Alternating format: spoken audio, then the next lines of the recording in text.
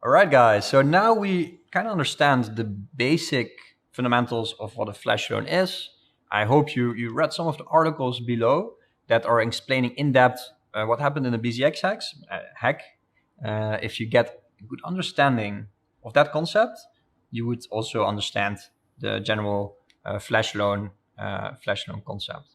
Before we start the basic flash loan programming, let's look a little bit more into what flash loans actually are from a computer science perspective.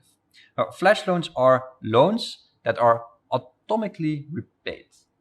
Atomicity is a computer science concept, and it means something happens all at once or not at all. The chain of transaction is atomic. If the transaction is not paid back, then the transaction never happens. Flash loans literally have no risk and no opportunity cost. This is because the borrower basically freezes time for the duration of their flash loan. And that's, to me, it's a really interesting concept because time and space is a concept we as humans experience in a certain way. And if you look into blockchain or other different angles of it, you can see that time actually happens in different sequences. Time in a blockchain, in the Ethereum blockchain, is every 10 seconds. Basically, that will be the source of truth. So every 10 seconds, there will be a new source of truth. In Bitcoin, that's every 10 minutes. And there's other chains that have shorter or longer block times. And let's look more into what actually atomicity means.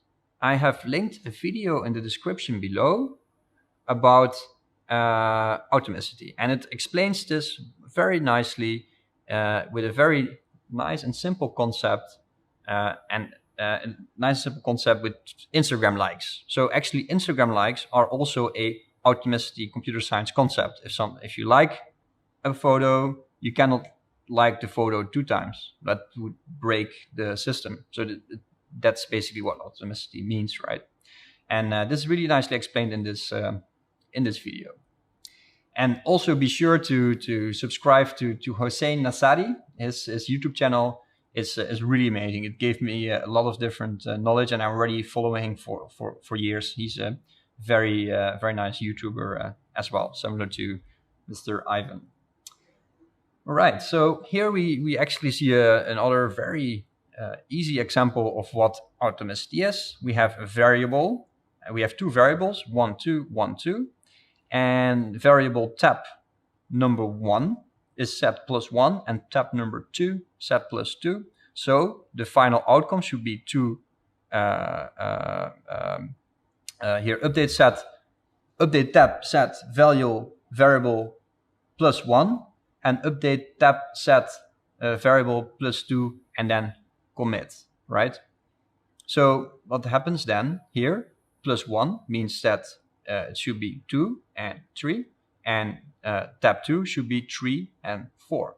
If it is not that case, then it fails or it succeeds. That's the only outcome. It either fails or it succeeds. What is also good and interesting to understand, because now you could say, okay, I understand atomicity. So the flash loan starts, and it's at the end of that flash loan, at the end of the block time, the loan is either repaid or not repaid. If it's not repaid, it never happened. If it's repaid, then it's a success. In between, we have a concept called linearizability. Also, in the description below, an in-depth Ethereum research article about how Ethereum is actually linearizable. Linearizable is a difficult word to pronounce. This means that when the transaction starts, there is a sequence of events that always need to happen in a certain sequence of events. You cannot have like one event happen and then another event that's not connected. So it needs to always go in a flow that makes sense. And that's how also in a flash loan, the hacker, as we saw in BZX, was able to do all these different operations within those 10 seconds. After those 10 seconds, when the transaction was successful, all those transactions were actually executed by all the different nodes in the Ethereum network. Yeah, all right. So let's look at this illustration here. It's actually an illustration, if you also go to Etherscan or to the GitHub that I link below, of the first time that the researcher came up with this flash loan concept. You can see here they really used it first as a more of like an arbitrage contract. So they said, okay, there's a decentralized exchange. We can do a flash loan, so we borrow an amount of money, and then we balance out the market. So in this way, the overall decentralized exchange market for Ethereum and other crypto assets gets more stable and more efficient. And that was their thesis at the time. And they tried to implement it. They were successful. They made a successful implementation, but not really much people picked up on the concept. So let this also be a lesson. Some of the articles and some of the links that I shared with you guys, there's a lot of unexplored concepts that can still be implemented. And I believe that same as flash loans just surfaced and became like a big hype in the community, a lot of different concepts are still out there that are still unexplored and need to be picked up by a researcher or computer scientist, or by yourself as a amateur researcher or as a professional researcher. You can pick it up, you can read these topics, you can write articles about it, you can experiment with it and see if you can operate concepts like flash loans.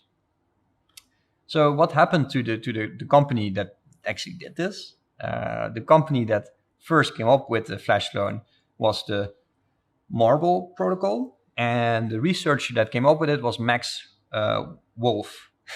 Max Wolf came up with the first flash loan concept.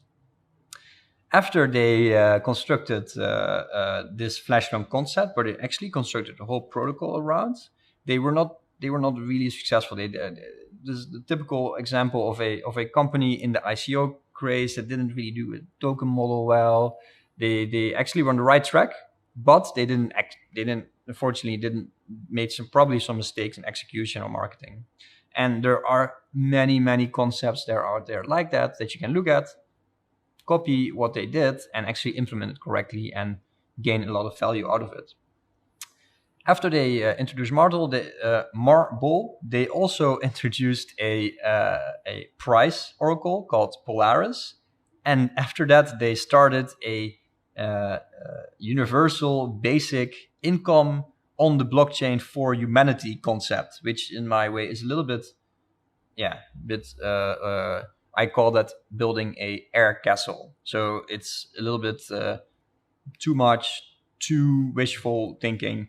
But it's interesting to see. They constructed flash loans. They maybe made a lot of money with arbitrage before anybody in the market actually knew how to do flash loans. They created their own price oracles, and then they were thinking about spreading out the wealth for universal basic income. Yeah, that's a joke, but maybe that happened. Probably not.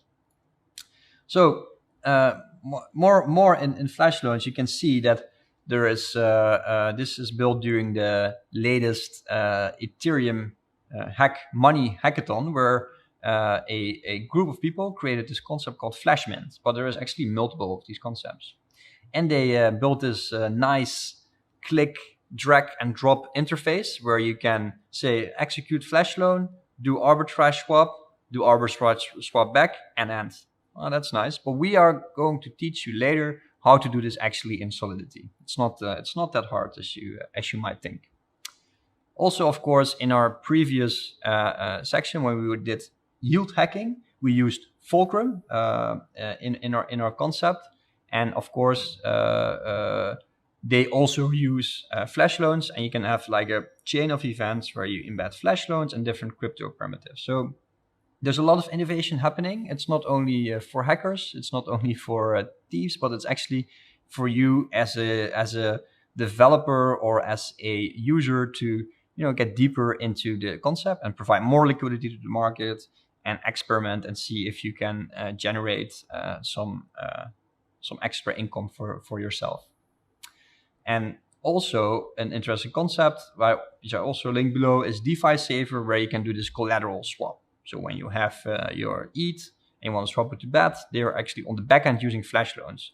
For the front end, for the user that looks at it, he doesn't even have to know what a flash loan is. So that's what you want to have, right? There is a use case for flash loans where the user doesn't necessarily understand what's going on technically, but he just sees like, oh, I can swap my Ether CDP for a BAT CDP for a very low amount of slippage and a very low amount of transactions or time.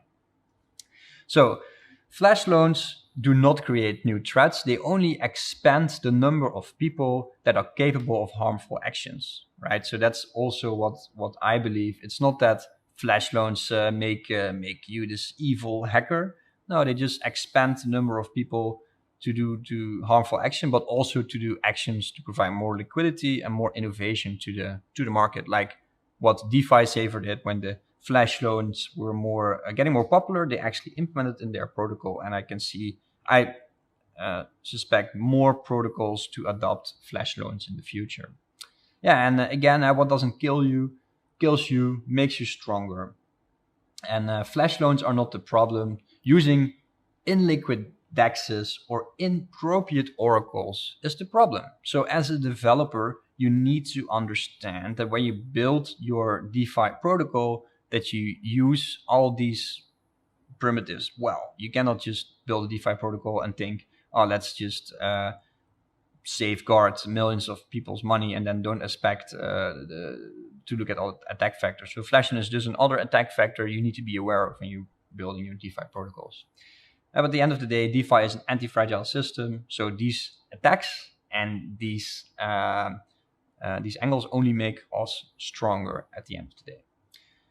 All right, guys. So I want you to talk with me about flash loans in the forum, and let me know if there's any questions. In the next slides, we're actually going to perform a flash loan by ourselves. I see you in the next one, and good luck with hacking flash loans.